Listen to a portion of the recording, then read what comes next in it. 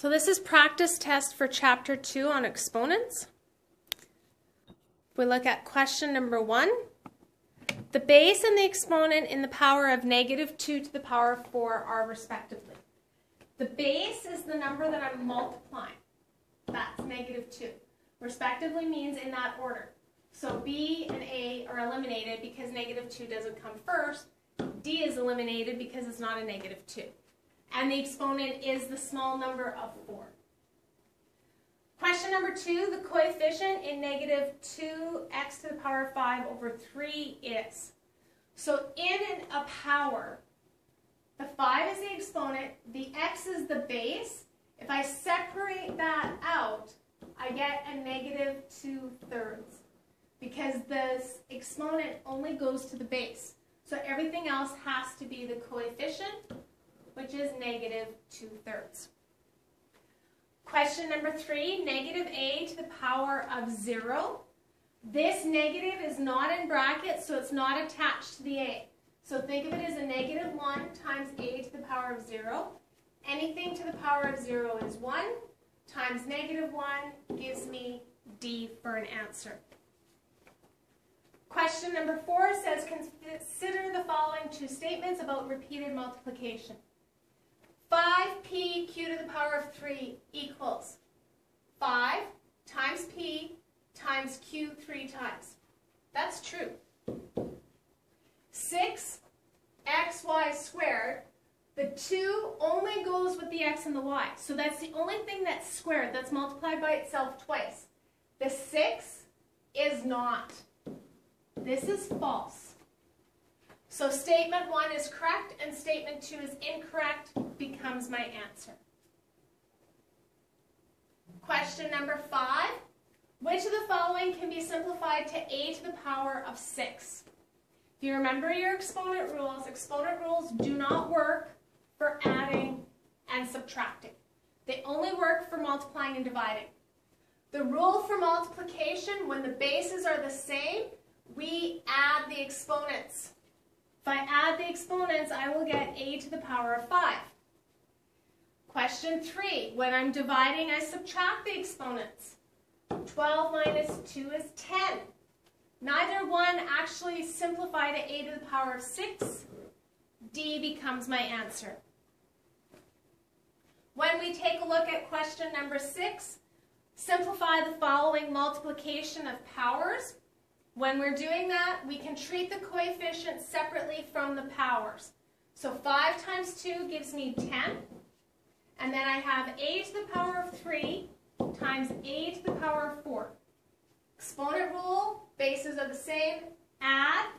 So I get 10a to the power of 7, which is B. Numerical response number 1. Use the following information to answer the next question. So I need to solve what the values are in each of these. So 2 to the power of what to the power of 4 equals 2 to the power of 8. Exponent rule on this is multiplication. This is raising a power by a power. So 4 times what equals 8? The answer is 2. So 2 goes into my first box. If I look at B, again, raising a power is multiplication. 2b times what equals 8? The answer is 4. My second box. For 4c divided by 4 squared, I subtract because this is division. So what minus 2 equals 3? The answer is 5. And question number 5, add the exponents. When I'm multiplying, I add the exponents. What plus 3 equals 9? And the answer is 6. So 2, 4, 5, and 6 become my answer to that question. Question number 7, simplify or write the following in simplified terms. I subtract the exponents, so I'm going to get a to the power of 12. C and D are out. Okay? The 5 and the 10, if I divide 5 divided by 10, I get 1/2. 10 divided by 5 gives me the 2, but I'm dividing them in the wrong order. So A is my answer. Simplify the following is really what you're asked to do. When you do that, you're going to get a times p to the power of x times q to the power of y. So if I look at this very carefully, the first two expressions aren't a problem. This last one, I have to think the 2 gets implied to everything inside. So this negative 4 squared becomes 16. Q to the power of 6 squared becomes q to the power of 12 because I have to multiply. So now I have negative 2 times negative 3 times 16, which gives me 6 times 16 is 96. That's my A value. Then if I continue it, because I have to find the value of x and y, so I need these exponents, I have p cubed times p, and there's no p value in here. Oh, I wrote down q, sorry. P cubed times p gives me p to the power of 4. So x is 4. My q values, I have a q times a q squared times a q 12. Add, and I get q 15. 4 plus 15 gives me 19 for my answer. Question number 9 looks at negative exponents. So the thing to remember with negative exponents, to make them a positive exponent, to make this a positive 3, I need to reciprocate the base. So the base is an x, the reciprocal is a 1 over x. The exponent becomes a positive 3. My answer is A. If we look at question number 10, 6x cubed divided by 2x to the negative 4. Treat the coefficients separately. 6 divided by 2 is 3. X cubed divided by x to the negative 4. Subtract the exponents. 3 minus negative 4 is the same as 3 plus 4, which is 7. That's B. Question number 11, we've got another negative exponent that they want written positively. So that negative exponent is separate from the coefficient. The x is the negative, not the 5. So the 5 is going to stay where it is. The x will move to the bottom, and then the 2 will become positive. That becomes D. Question number 12 looks at scientific notation. So the way that we look at scientific notation, we multiply the 4.6 and the 3.5, which gives me 16.1. In scientific notation, 16.1 becomes 1.61 times 10 to the power of 1. Okay? Then I have 10 to the negative 3 times 10 to the 7. Add the exponents and I get 10 to the 4. Multiply it now by 10 to the 1 and I get 10 to the 5 is my answer. So that's C. I could actually use my calculator to do this for me as well. So I have, turn it on, and I have 4.6 times 10 to the negative 3. So 4.6. To get my exponent, if I go second and this button, E comes up. And then I can go negative 3. And then times bracket 3.5 E 7. Enter. Oh, something went wrong here. I think I forgot an extra set of brackets. Or I've got the wrong E. Insert.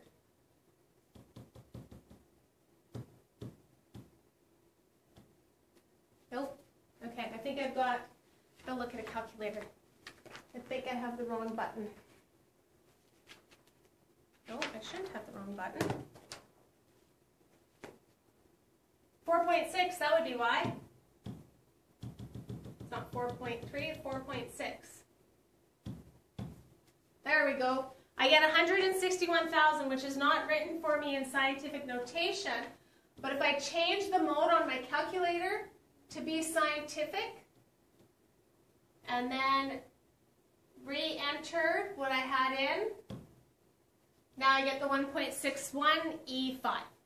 But I want to make sure that I put the mode back afterwards, otherwise everything that I do is in scientific notation. Question number 13, a piece of paper is 8.1 times 10 to the negative 5 meters thick. Approximately how many pieces of paper are required to make a stack 2 meters high? So that's going to become 2 meters divided by 8.1 times 10 to the negative 5. So if I put that into my calculator, 2 divided by bracket 8.1 e to the negative 5 equals 24,691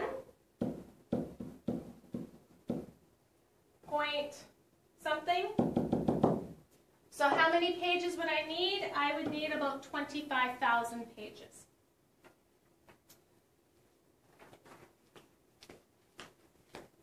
Question number 14. Expressed in radical form, x to the power of 3/5 is equal to what? When you're going from radical or from rational exponents to radical form, the denominator becomes the index. So that eliminates B, D, and A. The 3 becomes the exponent. So C is my answer. Question number 3. The number 27.1 times 10 to the power of 4 can be written in scientific notation. What is the value of A plus N? So in scientific notation, my base always has to be between 1 and 10. So it can't be 27.1, it has to be 2.71. To get that 2.71 from the 27, or to get 27.1 from the 2.71, I have to multiply it by 10, and then the 10 to the 4. So this becomes 10 to the power of 5. So A is 2.71, and N is 5, which gives me 7.71 for my answer. Question number 15. If A is positive, which of the following must be negative? Okay, so if A is positive, which of the following has to be negative? If I take this equation, this becomes 1 over A, because I changed this to a positive exponent. I have the 5th root of A to the power of 4. If A is positive, this will be positive. I take the square root of the 5th root of the positive, I get a positive answer. If I take a look at B, this becomes 1 over the 4th root of A to the power of 5. If A is positive, A to the power of 5 will be positive, and I can take the 4th root of a positive number, not negative. If I take C, again, this negative exponent becomes 1 over negative A. The denominator is my index, so it's the 5th root of negative A to the power of 4. Negative A to the power of 4 is a positive number. When I take the 5th root of a positive number, I get a positive. Leaves D by default. If I double check D, it's a negative number, because this is a negative 1 times whatever that is. There's my answer.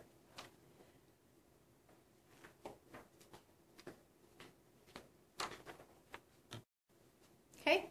Question number 4. If P equals 4 and Q equals negative 8, what is the value of P to the power of 3/2 minus Q to the power of negative 2/3?